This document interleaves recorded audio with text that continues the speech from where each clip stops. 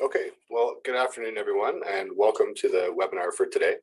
We're incredibly happy for those that were able to join us for the discussion today on engineering procurement and the project development in the renewable energy sector.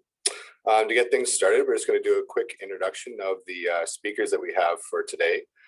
So first off, my name's Matt Johnson. I'm the manager of engineering services here at PRI Engineering.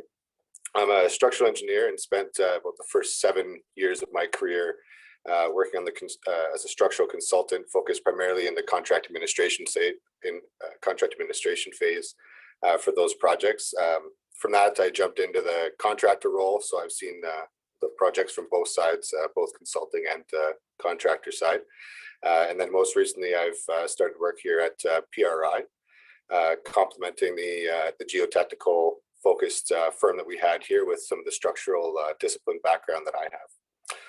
From there, I'm just going to turn it over to Arash, who will introduce himself and the rest of the speakers.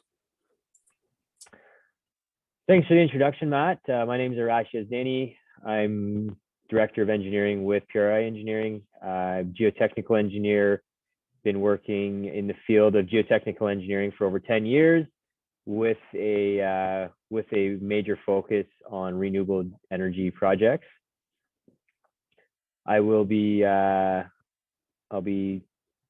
talking about primarily the risks related to the civil engineering aspects of the project. With that being said, I'll turn it over to the Greencat team, maybe starting with Callum. Thanks, Rush. Yeah, I'm Callum McLennan. I'm one of the senior project managers with Greencat in Canada. I've been with the company now for around about 10 years, working across a range of areas from front-end permitting through construction project management. And prior to my move out here, I was doing tendering, procurement and contracts management for our civil contracting business in the UK. So kind of similarly to Matt, I've seen both sides of the page there. I'm currently heading up our Canadian office and doing bits of all of the above. And on it yourself there, Rami. Hello, I'm Rami Alborini, lead electrical engineer with Greencat Renewables for both Canada and the UK. I'm based in Calgary as well. I've been with the company for about 2 years now, and my focus is power generation, grid interconnection, and balance of plant engineering and design.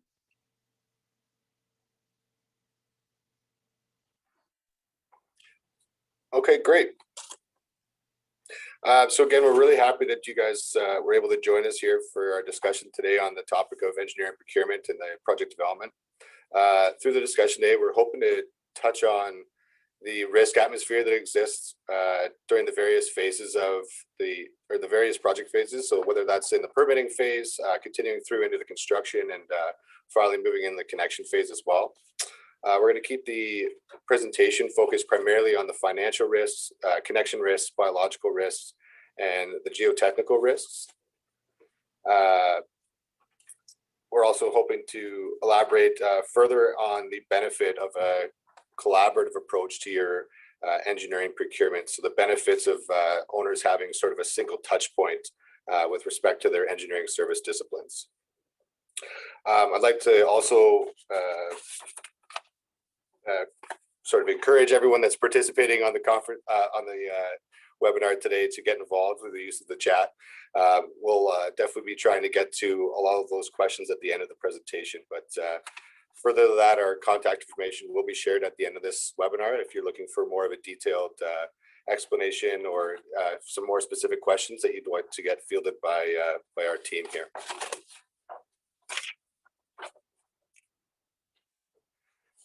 Okay, so further to our speaker introductions, we just wanted to quickly give a brief introduction to the two companies that are here today. So I just wanted to highlight our PRI from our side. So we're currently in our 3rd year of operation, and our operations have obviously have some deep roots tied with the solar renewable energy sector. We've got 4 engineers licensed on staff, both in the geotechnical and obviously structural areas of those disciplines. We've completed projects across Canada, throughout the US, and into the Caribbean. We've completed about 2 gigawatts of construction projects within those markets, working with a variety of racking manufacturers and developers. We've also recently completed a certification of our concrete and soils lab, and we're really excited to sort of leverage that resource to be able to sort of get a quicker turnaround for our clients. From there, I'm going to turn it over to Callum to give a brief introduction to GreenCat. Cheers, Matt. Yeah, so GreenCat are a team of engineers and technical specialists with a background in renewable energy. We work across technologies and we're also active in the energy storage space. The company was really established to aim at driving down costs associated with the development of renewable energy projects. And over the past 15 years, our clients have ranged from farmers, private landowners, community groups, and kind of latterly large corporate developers. Our Canadian operations are centered in Calgary, Alberta, and we were established here in the spring of 2017, so at a similar age locally to PRI are. Our team since that point has kind of grown steadily.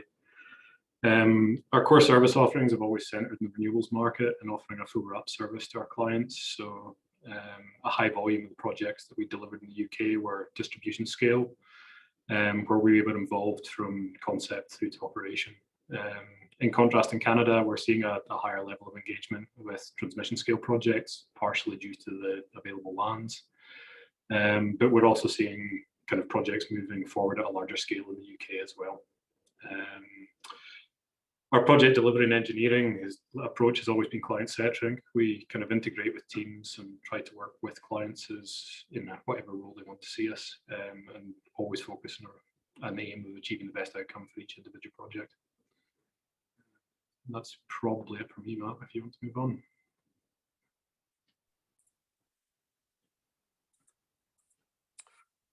Okay, great. So to get things started, just have some questions to pose out to Callum here. So to get things started and sort of allow GreenCat to elaborate further on their expertise, we're just hoping if you could just provide those listening a brief summary of the development of a project, be that in the wind or in the solar sector, and offer some greater clarity on GreenCat's involvement in each of those phases, and then perhaps provide the general audience with when you seem to be most commonly approached to get involved in those projects. Cool. I'll try and answer this in a way that's agnostic of technology in the first place, but I think generally with development, you can try and break it down into three primary stages. You kind of discovery, front-end feasibility piece, development, and then ultimately through construction delivery.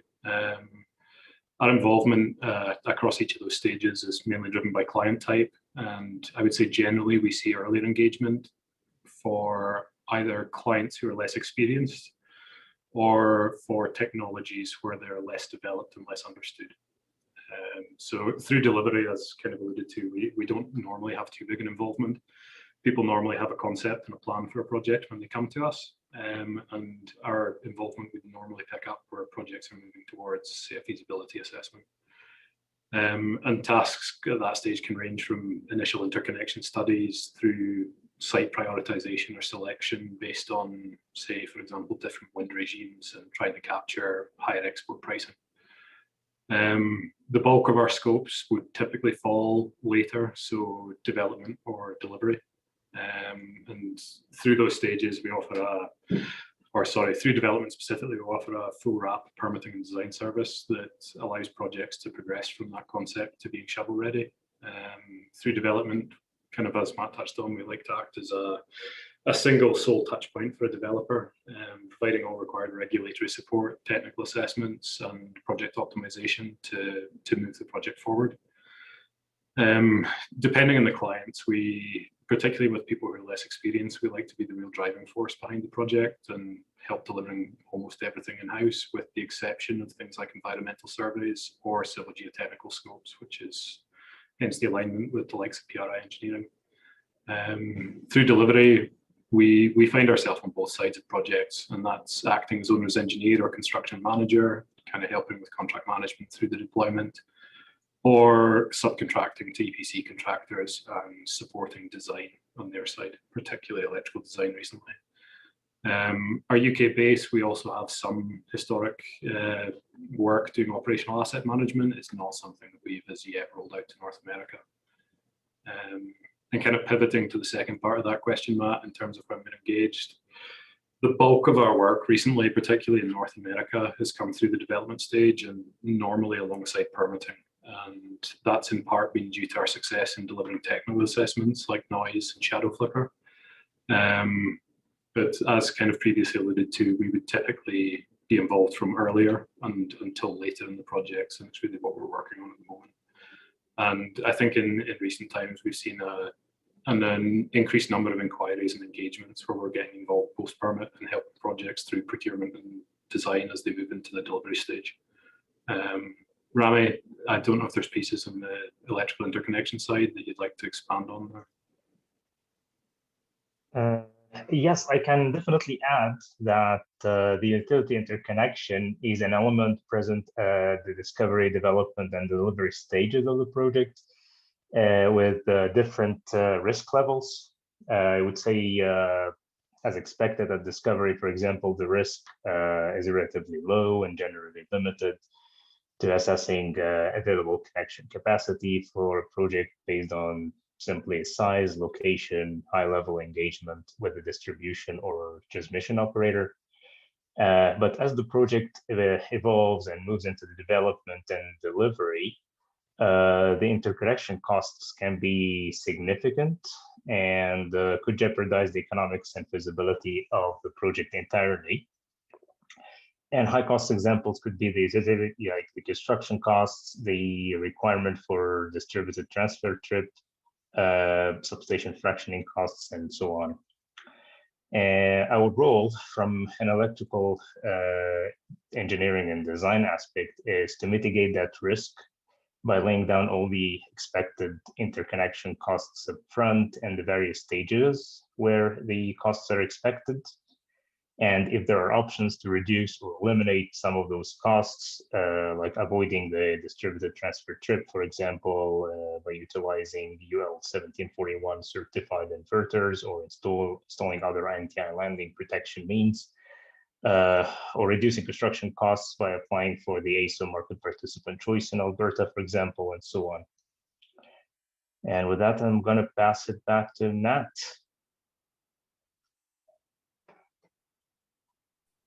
Okay, great. So obviously a lot of good background and experience in the renewable energy sector from GreenCat. And I guess, Arash, I'll throw this over to you as well. If there's anything that you wanted to add, or if you want to kind of complement when you might be seeing your engagement from the renewable energy sector. Yeah, no, appreciate that, Matt. So, you know, covering more of the civil aspects, civil engineering aspects of the project, we do traditionally get involved a little bit later than Callum and Rami's team at GreenCat. You know, main reason for that, you know, for example, all this just to kind of summarize the civil aspects, that would be, you know, primarily the earthworks, which includes access road design, any grading, and that kind of stuff. But most importantly, you know, it's the piling.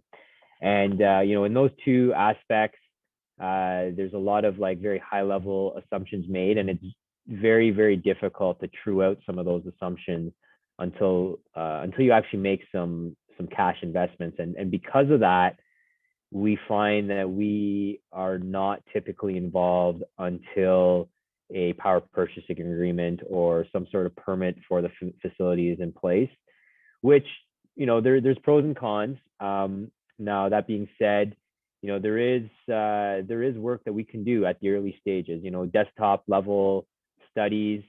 We, like, for example, in Alberta, we've been involved in so many solar farms. We've got a good idea of the geology and the geography in the area.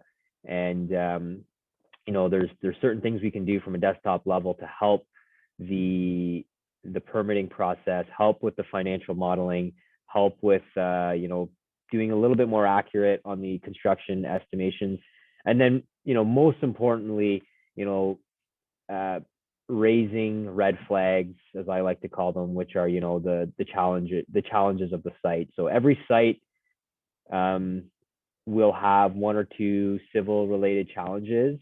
Some of those challenges may be minor, some of them may be major, but nonetheless, there will be, you know, one or two things that needs to be considered, and determining those upfront really does help the project. So, you know, in our experience, we haven't traditionally been involved that early. There's been some times where, you know, where you do have somebody like GreenCat involved, and they know that that the owner is missing something, and that's where they get involved. So, we have seen some success in that.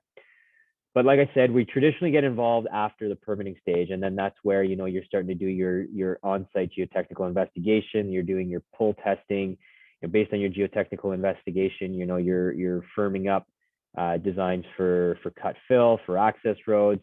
Obviously, you're trying to keep that as minimal as possible, and you're really trying to firm up your assumptions for the foundation design so that you can get a final racking foundation design, because that is, as we alluded to at the start there, Matt, it is one of the larger risks. Those three other risks you talked about, connection, financing, biology, all three of those need to be sorted out before you get to construction. When you make it to construction and it's time to work on construction of the piles, that is where the ground can throw some curveballs at you if you haven't properly assessed it. Okay, great. So it really seems as though PRI might be getting involved in these projects a little bit later than what GreenCat may, but I think that sort of leads well. And I think I'm going to go right back to you, Arash, with this question. And I'm trying to find out if there's ways or examples, and I'm sure the audience would be happy to hear any sort of firsthand experiences that you may have had of either getting involved in a project too late, and you're in a bit of a tough bind with that, or if you're getting involved in a project and it's sort of right at that right time and that sweet spot where the owner is able to see the greatest amount of benefit from being involved. And I'll come back to GreenCat on with a similar question thereafter. Absolutely. So, definitely we're always the good guy or the bad guy. There's never any neutrality with geotechnical, I feel. In a lot of cases when we weren't involved early enough, we weren't able to help kind of firm up some of the assumptions that needed to be made by the owner or the developer team. And, in some cases, their foundation design maybe was too conservative, or in other cases, it was too aggressive. Both of those assumptions obviously will lead you to, opposite ends of the spectrum from a financial standpoint. So, from that standpoint, getting yourself involved sooner, getting out and doing a geotechnical investigation, even if it's just a preliminary study, that will go a long way. One of the other things is matching technologies to the site. One of the things I've come across, not so much in Alberta, because a lot of the projects in Alberta are being built in the prairies, which are extremely flat. But when I look at New York State, which is another hot spot for us at PRI, the northern New York State is a very, very active area for solar, and it is in the Adirondacks, which is known as a hilly countryside. So grading becomes a challenge. You're dealing with hard rock. Grading hard rock isn't exactly the simplest. You can't just crush it over with a bulldozer. That you need to blast usually, or use mechanical rippers and excavators. It's a lot more extensive, and unfortunately, extensive in construction means extensively added cost. So we've seen in some cases where projects been permitted, financial modeling's been completed, generation modeling's been completed, and they, for example, propose a single axis tracker in the Adirondacks of New York State. And I'm standing at one point of the site, and I can't even see 50 meters in front of me because there's 5 hills in front of there. Single axis trackers aren't the most conducive to that type of landscape. They like flat areas, meaning you need to grade. And if you haven't thought of that at the financial and the generation point, it could add a significant cost. You may then all of a sudden be needing to go to a fixed tilt system, which might mean you need to add area, add racking to get to the same generation potential as if you were with a single axis tracker. Yes, those technologies are cheaper, but area, space is not always something that is just available at the snap of a finger. So if those things aren't being thought of up front, then and specifically those things I'm speaking of is constructability. Not every system can be placed on any single site. You need to look at the subsurface conditions and the topographic conditions and see how they're conducive to your proposed technologies. Okay, great. Well, obviously, you explained well the benefit of getting involved up front. And basically, it's one of those key features that we're looking at needing to sort of do just to sort of even get into selecting what type of racking or what type of system might even work on that site. I guess I'm going to throw this over to GreenCat as well. I'm sure there's some similarities and some other benefits of early involvement from the electrical side as well. Yeah, it's definitely something that we see a lot too. I mean, touching on a point that Arash mentioned before in terms of cut fill gradients, we've seen projects, and this is more talking to UK experience, where it looks like people have permitted projects without ever looking at a topographic plan. You have large hard standings to cut into the side of a hill, and you could move a location by 40 meters and you would save yourself a load of earthworks. Not an electrical point, but I thought it tied in rather well with Arash's commentary there. Locally, we've come across a lot of instances recently where developers don't have a particularly great understanding of environmental, municipal, or interconnection risk and availability, and they ultimately end up selecting lands and signing option agreements and lands that put them in the back foot before they've even commenced the development process. In those instances, if we'd been engaged earlier, we could have helped advise with regards to some of the land selection. Further to this, we find there's a lot of developers in the industry who like to piecemeal up scopes and use a pretty broad range of service providers and consultants. And we often find that subdivision of scopes and using various vendors can lead to oversight, some scope creeps, and ultimately change orders. We've seen it a lot recently where knowledge gained through the permitting process is lost as the projects move towards construction.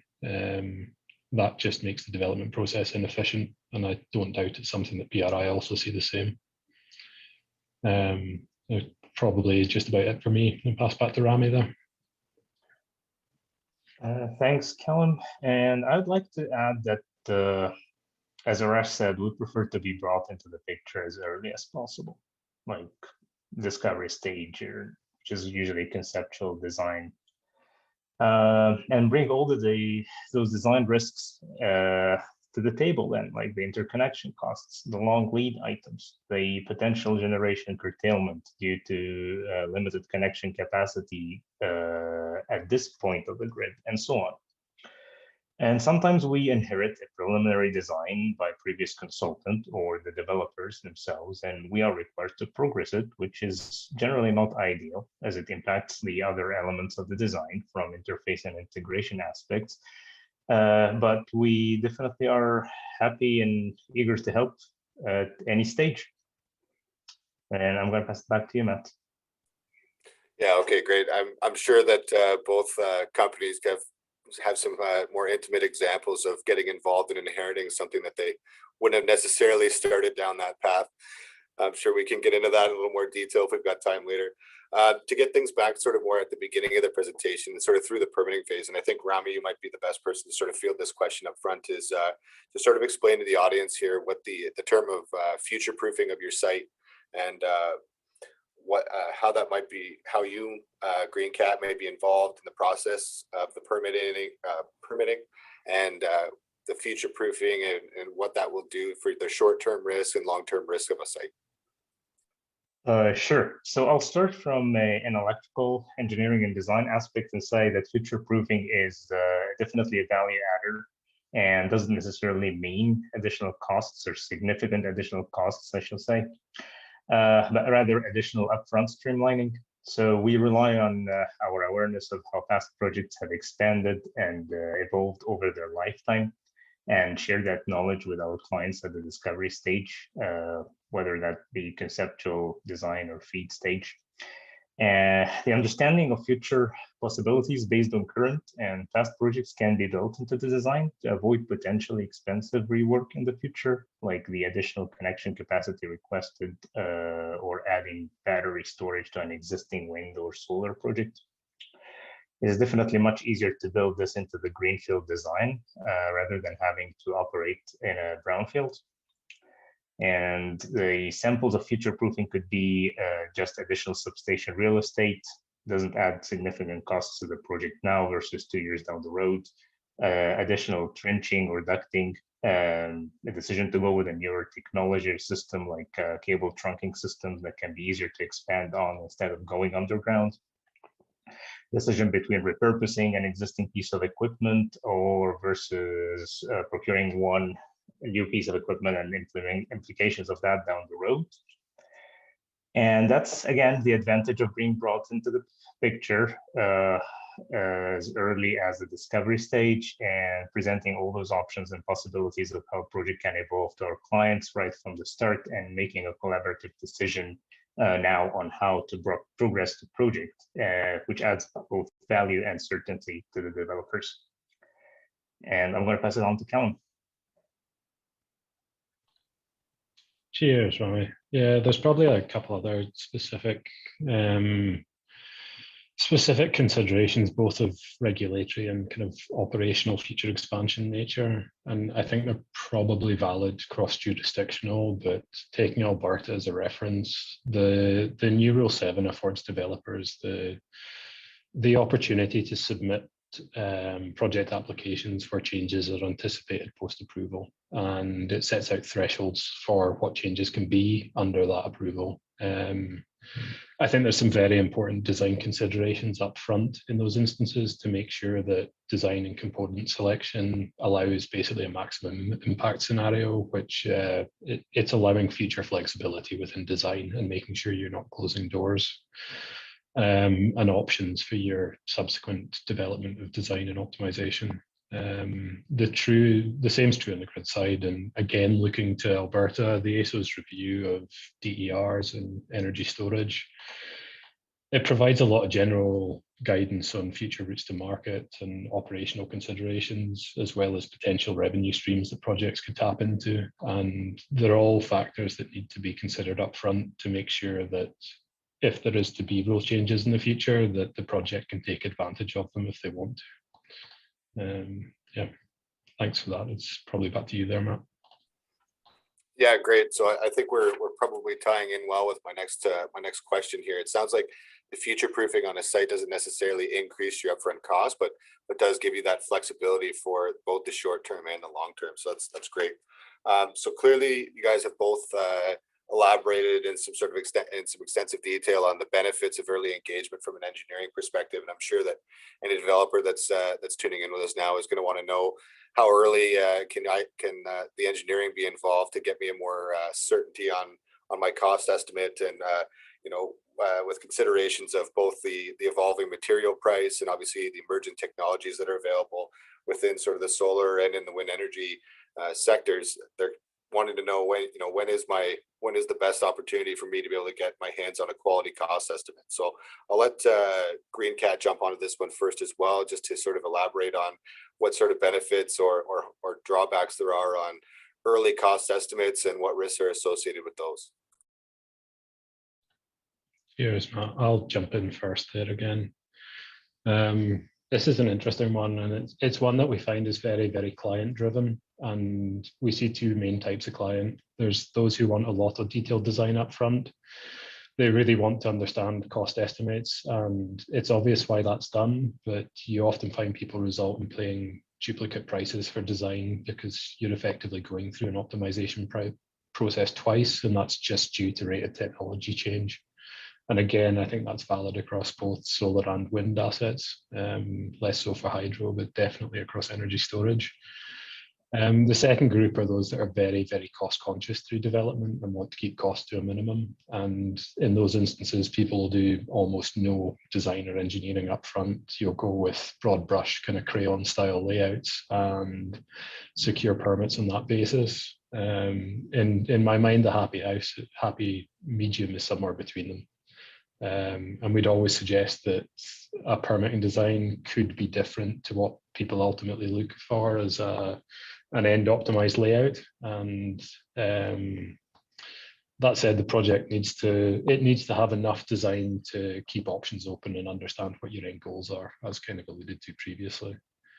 The speed of technology change, particularly in relation to the solar side and arrays, although also true for wind turbines, is it makes it impractical in my mind to do too much of your design and optimization right up front, because you just end up with duplicate work and re-refining layouts. So we would typically suggest that people focus on honing in the aspects that are relatively fixed and not likely to change, that being things like major interconnection components and stuff in relation to ground risk, piling structures. I'm sure you've got bits to expand on in more detail in the electrical side there, Rami. Sure, like the interconnection piece you just mentioned. So once that is clear, I would say, or we have a clear path to the interconnection front, I would say the other element that I would say brings certainty to the cost estimate would be the site layout design.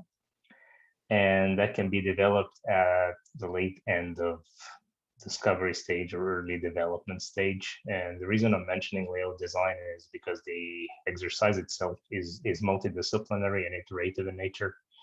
And the optimization of that design early on brings a lot of confidence into cost estimate.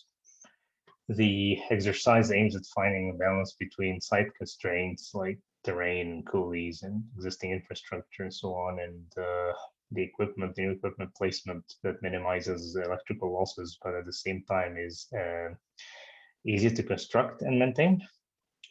And on that front, I have to say that we're lucky in the sense that apart from the newer inverter models and technologies coming up all the time, some of the other aspects of the electrical engineering and design, like transformers, collector systems, so on, don't change as fast, and hence past project designs can be reliably repurposed for new similar developments, feeding into a reliable cost estimate. And I'll pass it on to PRI from here. And just before Rashi jump in to sort of answer the same question, I mean, I'm a structural guy, so I would have just said steel is steel. So the cost is always going to be about the same, just depending on the weight. So obviously we're looking forward to sort of getting PRI's aspect, but I really want to also encourage anyone that's listening to post any questions that may be coming up in the chat. We'll be sure to try to get to those at the end. And yeah, further to that, I'll just pass this over to Arash and see if he can provide any further comments on the cost estimate certainty. Yeah, absolutely. So I'm gonna pick on racking providers for a second. So sorry for any racking suppliers in the room. And this comment does definitely not apply to all of them. And most of them are actually very good. But one challenge I see is that the developer goes and talks to a racking supplier, typically maybe of a sales role, and they're told, your foundation will be X, without having any understanding of what's going on underneath that site. And I really can't stress anymore to all the developers and contractors out there, don't do that. That is not a good idea, because unfortunately, when you try to match a foundation to your site, as opposing to determining what your subsurface conditions are and matching the foundation to work with that, you're going to run into issues. So like I said, in a lot of cases, we're not involved at the early stages, but at the early stages, we can definitely help developers with the development of an upper and lower limit of a proposed foundation. Without doing pile load testing to get an optimized design, it's very difficult. Without doing so, you're usually scrutinized to higher factors of safety. So that only develops more certainty and allows you to optimize the design further. But by doing some preliminary study work, whether that's maybe just boreholes or test pits, you can get a very broad indication of what direction your foundation is going to be. Is a driven pile feasible? Yes or no? You should be able to tell that from a preliminary geotechnical investigation. What's kind of the magnitude of that driven pile if it is feasible? Is it 3 to 4 meters? Is it 5 to 7 meters? Or is it greater than 10 meters? You should be able to give some sort of preliminary assessment of what that total length is.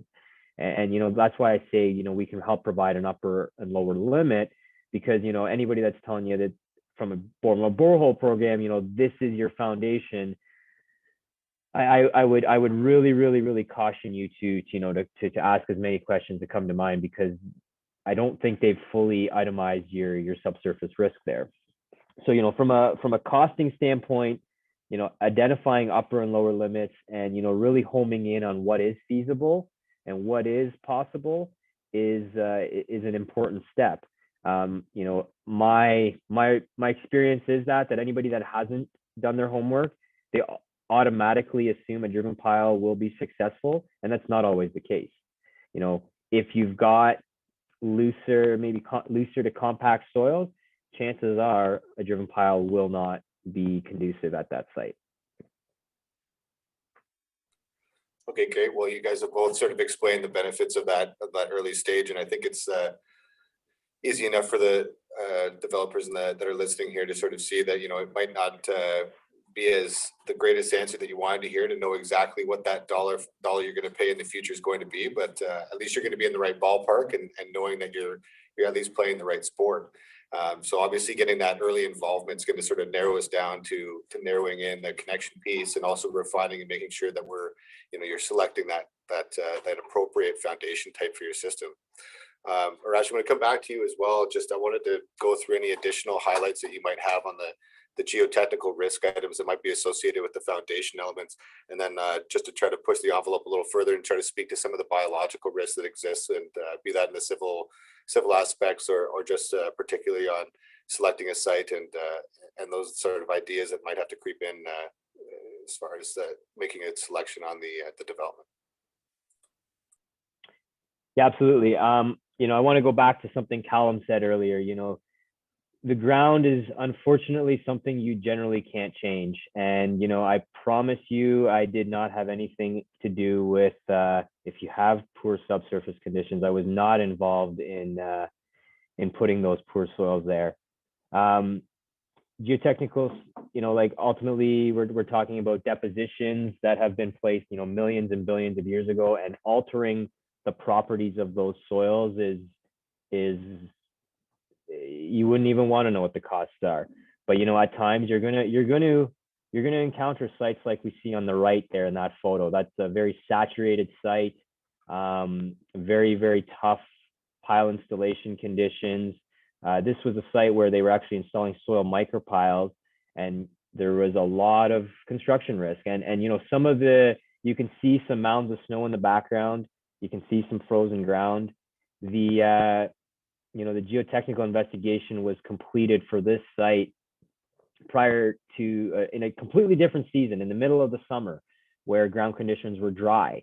There was some indications that things could be wet, but that wasn't what wasn't planned for. So understanding those risks, understanding what can go wrong, and then also understanding how homogeneous your site is really what is going to drive a successful piling program. So what I mean by that is, and one of the questions I'm asked a lot of times is, well, I've got a 5 megawatt site, or I've got a 25 megawatt site. How many holes should I be doing? How many tests should I be taking? How many samples should go to the lab? How many corrosivity analysis should I be doing? All those are really good questions, but there's not a perfect answer. I would say there's a very good starting point. If you've got a 5 megawatt site, maybe you should be looking at about 15 to 20 test locations. And if your test results come back uniformly, and you can see the trends, you can see where you can see things, what's going on underground, then you probably got a strong candidate for a more homogeneous site, and you could probably come to some foundation conclusions, which could then lead you into construction.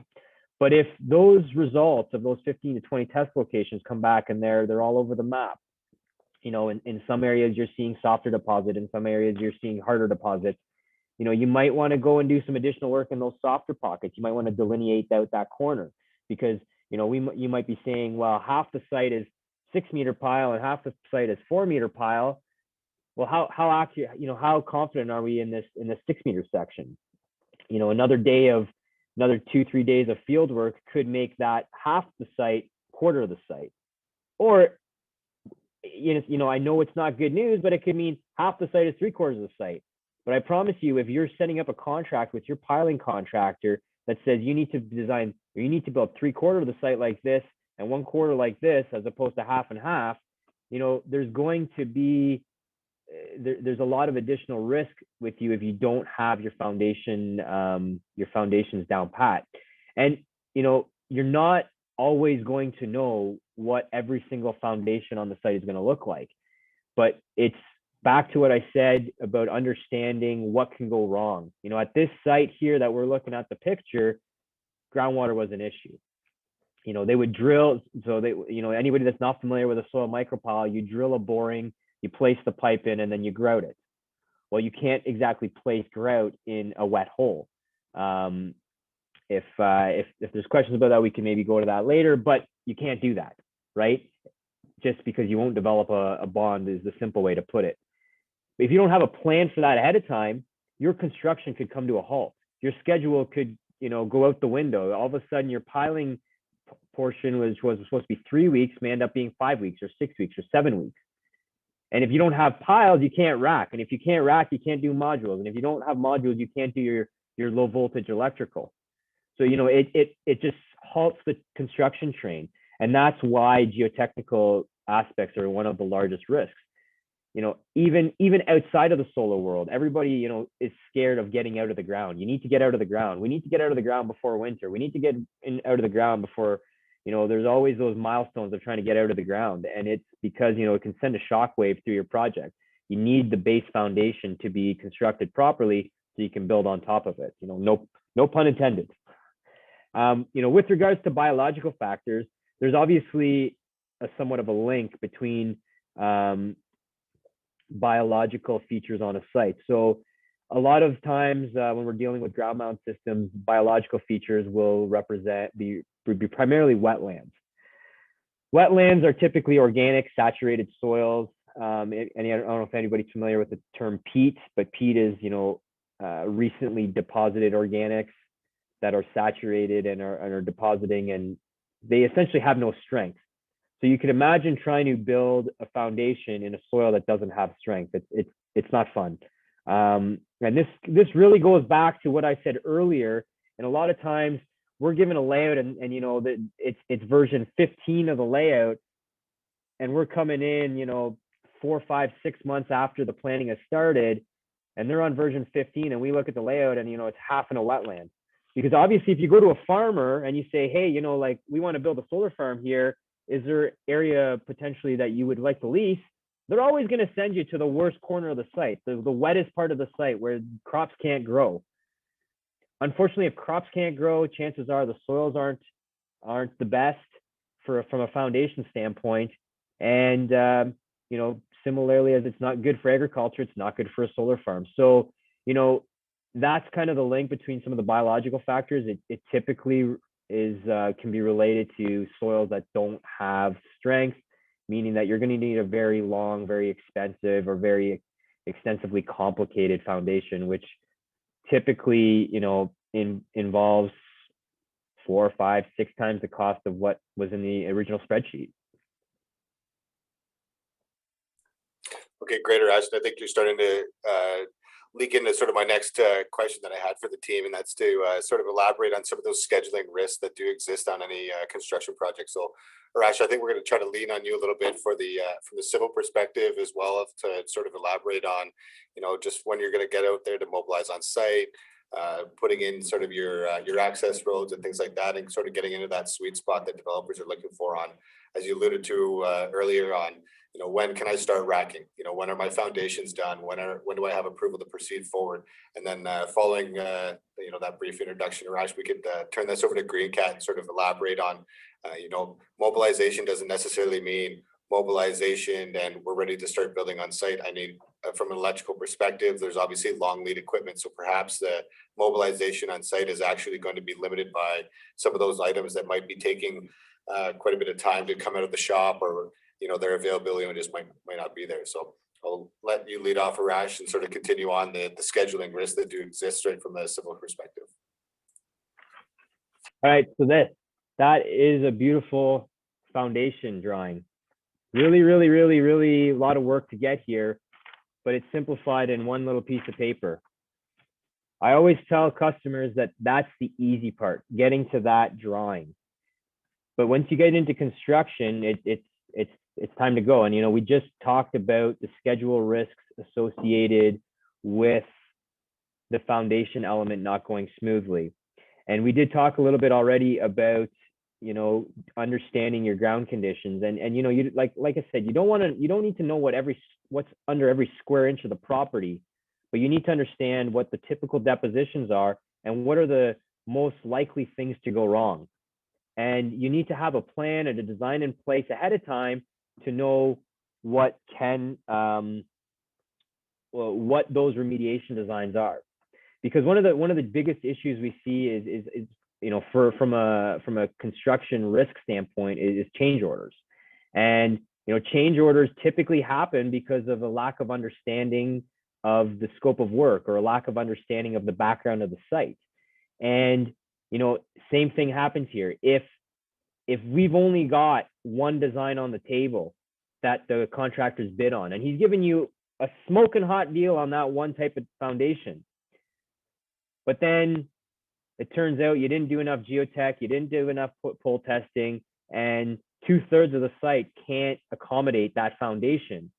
And you've got this contractor mobilized to site, and he's unfortunately got you by the short and curlies, because he's there. And if you're going to bring on anybody else, it's going to probably cost you a lot more. You got to demobilize him, and you got to bring that other contractor on site.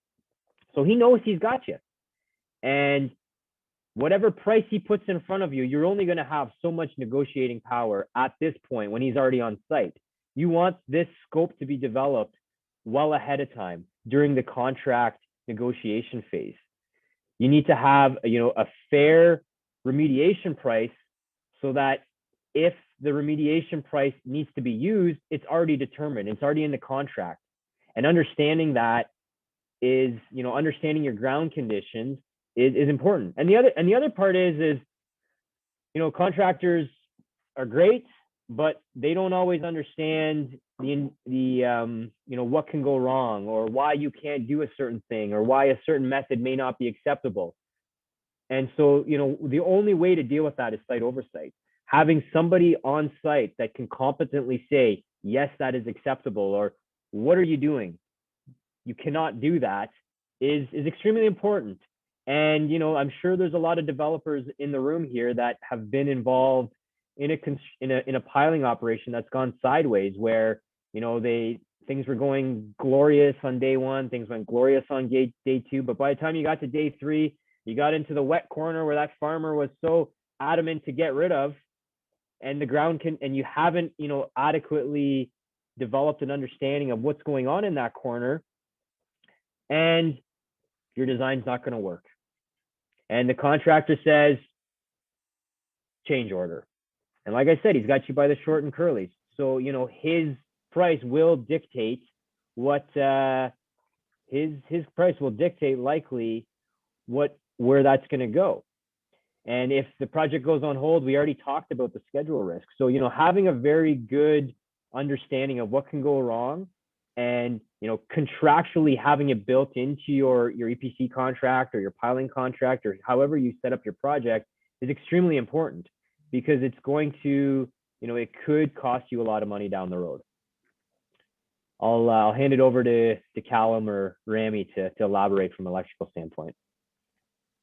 Yeah, I can lead on this, and I'm going to specifically tackle this from the long lead item angle, because it's a classical situation we always face more so with new clients than existing clients, and actually links back to the earlier discussion point about picking up a partially developed design and progressing it.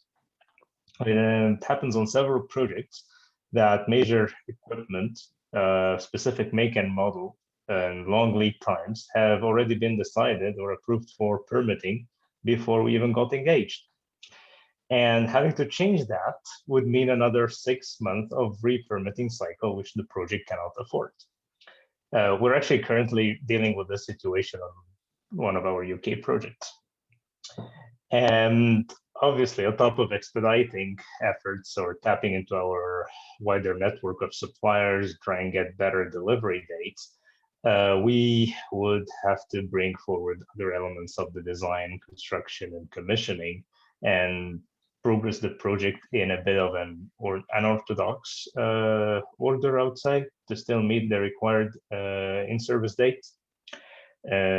Examples of that could be like the finalization of all the interfaces before the equipment arrival on site, like the cabling, the protection, programming and testing, the controls, programming and testing, so that everything is in place while you're waiting for this, let's say, substation building of specific make and model in this particular project. I know, Callum, do you have something to add here? Yeah, I'll try and keep it pretty short because I appreciate we're running near the end of time. Arash's point on peat was an interesting one. It's probably one of the most refreshing points about working in the prairies rather than Scotland, is not having things like peat slide risk to consider. It's a different challenge. And just touching finally on Matt's point with regards to permitting, we see so much, and this is specific to solar late stage development of designs, that there's a real risk on both procurement timeframes and permitting risk, effectively driving delay and, worst case, the need for mitigation for things like noise or implementation of designs that aren't fully optimized. And that's just because people are keen to optimize layouts right up to the last minute and work through procurement during late stage. But that's about all I've got to add.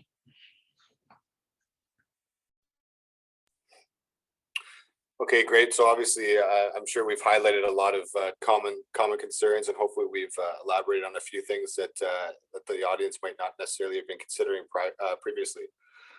Obviously, with this presentation being presented with both GreenCat and PRI, we wanted to sort of touch base on the idea of the client retaining engineering services from sort of the, what's the difference of hiring individual engineering services companies, entities separately versus the opportunity to sort of seek out an engineering partnership or a joint venture style of relationship.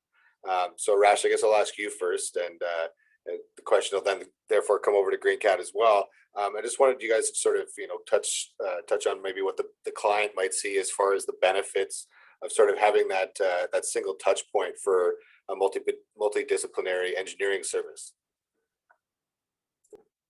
Yeah, no worries at all. So that's this question right here, I mean, is exactly why when we started our conversations with GreenCat, we wanted to have this type of relationship and this type of partnership.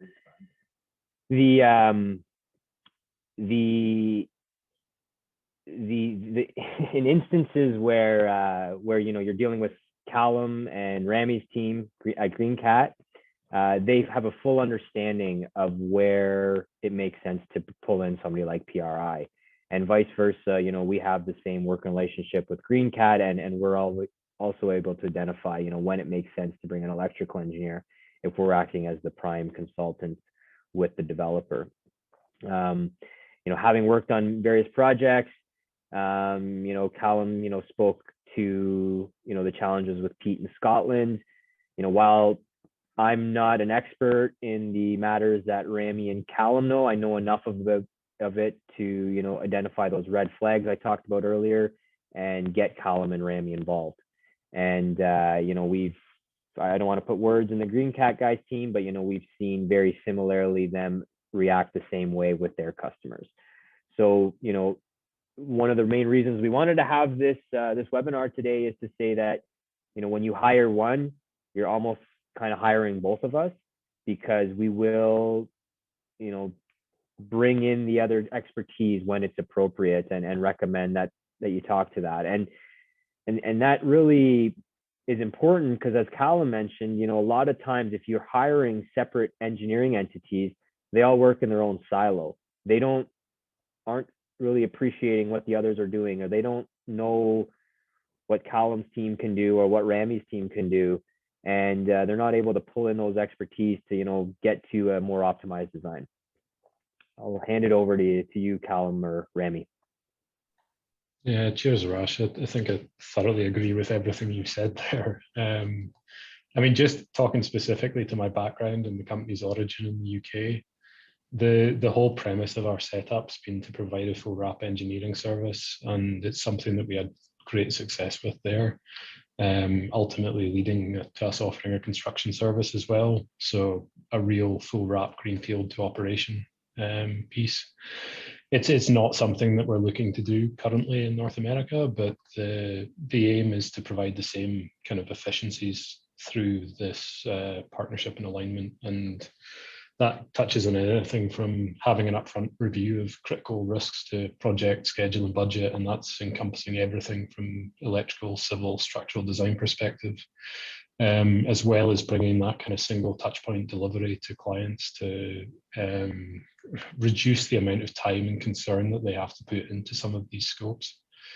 And I think specifically with regards to engineering, there's a definite value add from retaining a group of services with a single consultancy or a single collaboration. And I think our general customer retention, which is very high, is something that speaks to that. It's after the delivery of a first project, the clients see benefits, and it helps us culture a long-standing relationship with them and get return business effectively.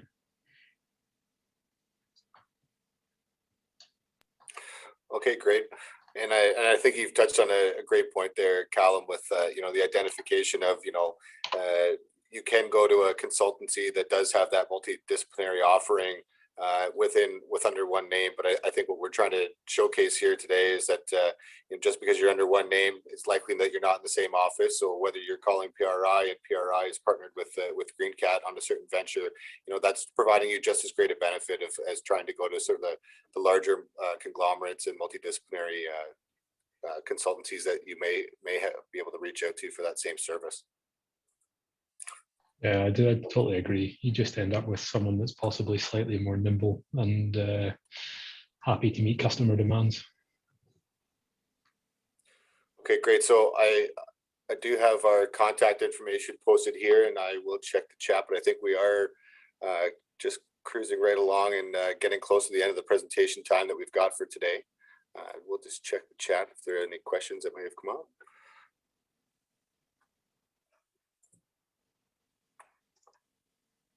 Okay, so we do have a question. Is there a time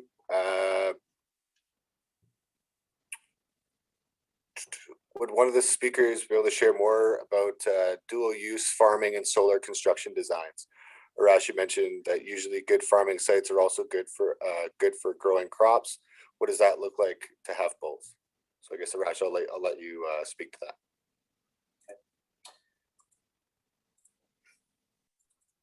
Yeah, thanks for the question.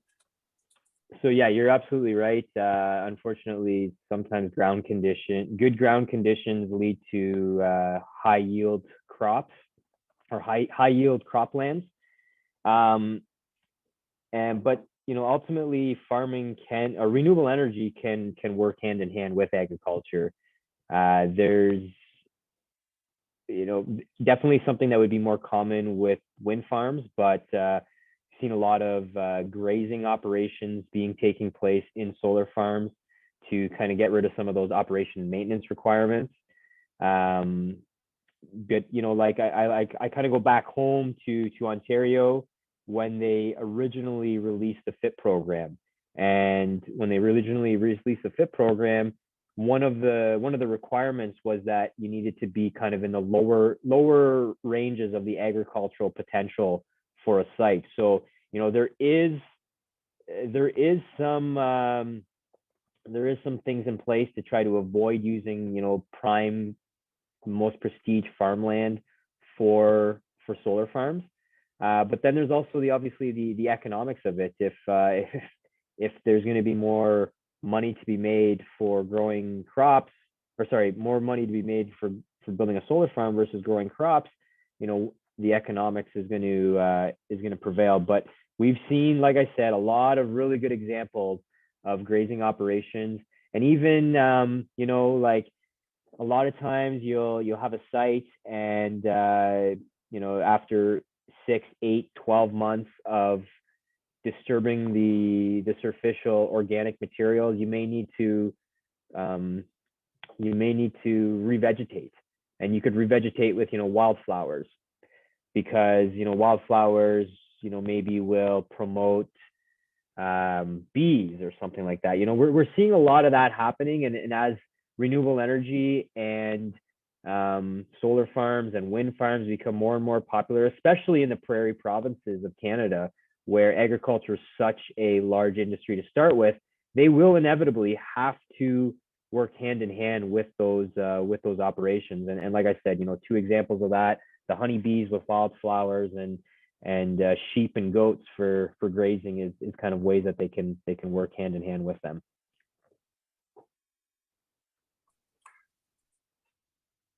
Okay, great. Thanks, Arash.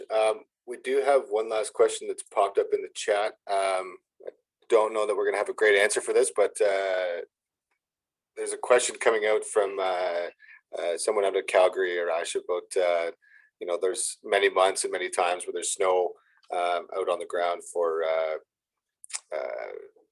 obviously the location based in Alberta or somewhere in around Calgary, likely. So for the use of solar panels, is there any mitigation strategy that's available for someone to deal with the snow? And I'm assuming probably speaking to the ground cover impacts that might have on your production. Yeah, I mean, I can touch on that initially. I think one of the really good benefits recently has been bifacials coming to the market more actively. The kind of generation caused through them allows panels to warm up more quickly, so snow slides off. You can also look at orientating modules in a portrait aspect rather than landscape, which means there's less in the way of a rung or an edge for snow to get over to slide off. So there's a few ways around to managing it without actively looking at snow clearing. I don't know if anyone's got anything to add to that.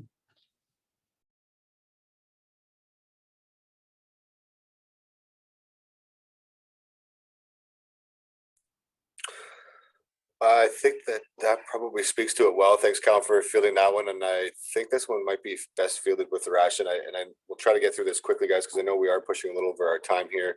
But the question sort of summarize the question for you is, I guess, when the ground conditions are not suitable for a piling foundation option, at what point does it make sense to go with a ballasted design and kind of speak to the general cost that might be associated with doing a ballasted design?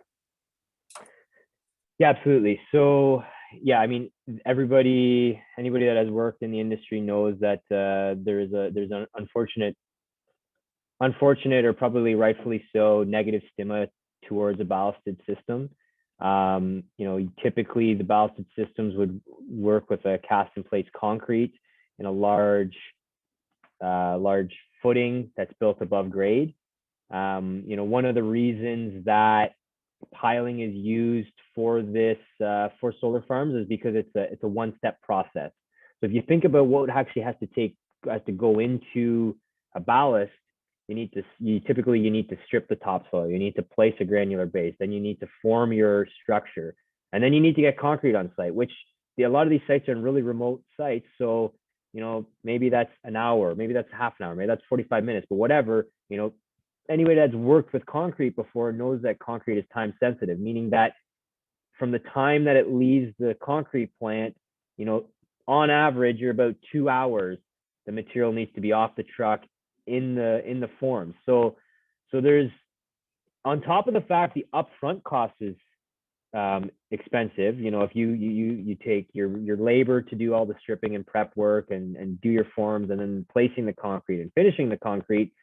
The other issue is there's a huge risk that things can go wrong with concrete. We have seen some companies use more of a geoballast, let's call it, which they're obviously, instead of using concrete, they're using soil or bedrock, cobbles, that kind of stuff. And that could be a potentially better option because you're eliminating that time-sensitive material of concrete. So this one way to explore the different options for ballast systems is to look at, concrete isn't the only answer. One of the other things we've seen is with ballasted systems that may be a potential cost savings, because really, like, if you've gone through the proper analysis process and you've basically determined that there's no other way to make this work other than a ballast, sometimes you're stuck, and you need to figure out a way to, how do you get that weight? That's really what you're doing, is you're getting weight on the racking system to stop it from turning over or blowing all over the place. And another thing that we've seen people do is waste concrete. So one of the common things, I just mentioned that concrete has a shelf life. It has to get off the truck within 2 hours, give or take. You can add things and maybe make it 3 hours or 4 hours, but give or take about 2 hours. And appreciating that if you're adding retarders or other items like that, the cost of the concrete goes up. But anyways, that waste concrete a lot of times goes back to the plant, is put in forms that they've set aside, and you've got waste concrete blocks. So that is one avenue we've seen some developers or contractors use to take advantage of that. But I mean, you're not wrong, Anthony. It is definitely one of the more expensive options, and everything should be done to try to avoid that option at all costs possible. And there is, in most cases, if you've done adequate analysis, pull testing, geotechnical investigation, all that good stuff, there should be a lot of options before you have to go that route.